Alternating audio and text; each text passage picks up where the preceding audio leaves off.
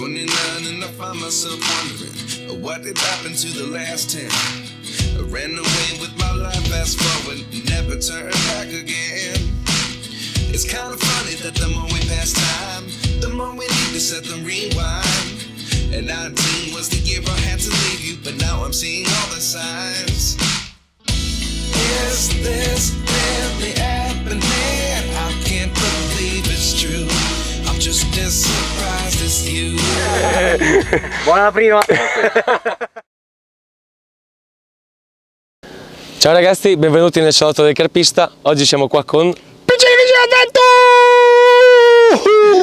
Adventure! mitico Andre. Così. Ciao Andrea. Ascolta, ho 2 o 3 domandine per te. Dica.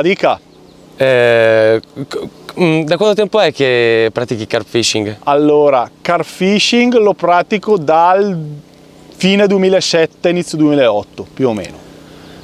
C'è stato qualcosa o qualcuno che ti ha avvicinato a questa disciplina? Allora, al carp fishing no. E neanche alla pesca in generale. Allora, prima di fare carp fishing facevo altre pesche, spinning, pesca a fondo. Dopo mi sono imbattuto in una rivista di carp fishing. Sfogliandola ho visto vari articoli, soprattutto quelli di Leon, e allora ho iniziato a provarci e adesso sono qua. Beh, ti sei fatto prendere insomma da varie foto, Sì, foto di pescioni giganti, esche che all'inizio non capivo cos'erano, pensavo che erano delle albicocche. Veramente, pensavo che non capivo, e dopo pian piano ho iniziato a capire come girava il tutto.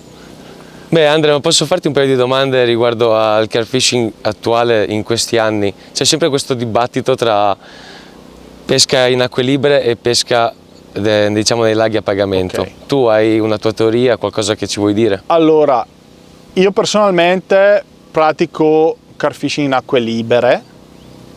Ovviamente ogni tanto mi capita di andare a pago, però ti dico, a pago certi posti. Se so che quel lago ha fly carp provenienti da posti, allora non mi vedranno mai. Invece ci sono cave che per certo non lo so, però non hanno pesci volanti, sì. E ogni tanto ci vado, soprattutto magari con gli amici a farla divertita, però praticamente faccio solo acque libere.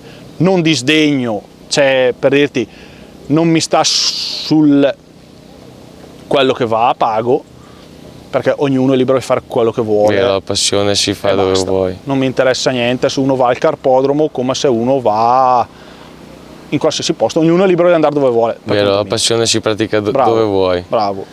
E sempre riguardo ai giorni d'oggi, la tecnologia è andata avanti come in tutti i settori, anche nel carp fishing, sì. Tra barchini, droni, migliaia di terminali.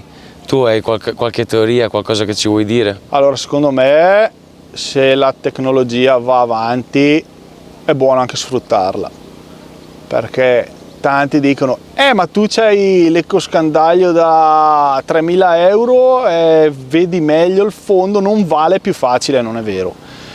Secondo me, se uno ha 3.000 euro a spendere un ecoscandaglio, che lo vuole, se lo prende, fa bene, punto stop. Uno vuol prendersi un barchino da 5.000 euro, c'ha la possibilità, fa benissimo. Io no, perché non c'ho i soldi, però secondo me la tecnologia va sfruttata anche nel mondo della pesca, secondo me. Sì. Andre, diciamo a chi ci sta guardando come trovarti sui social. Allora, mi potete seguire su YouTube, canale Piccini Fishing Adventure, perché magari uno non lo capisce. Instagram, sempre uguale, piccini_fishing_adventure. Facebook, mio profilo Andrea Piccini, o c'è la pagina Piccini Fishing Adventure, anche lì. E basta. Dopo c'è TikTok, ma ogni tanto metto su varie stupidate, però se volete seguirmi anche lì mi fa piacere, e a posto così. Ti troviamo dappertutto, insomma. Sì, dai, attenti dove mi trovate, perché anche in tenda. attenzione. Ok Andrea, io ti ringrazio insomma per averci dedicato 5 minuti. Grazie mille. Ci vediamo sulle sponde. Ovviamente. Ciao Andrea. Ciao a tutti, grazie.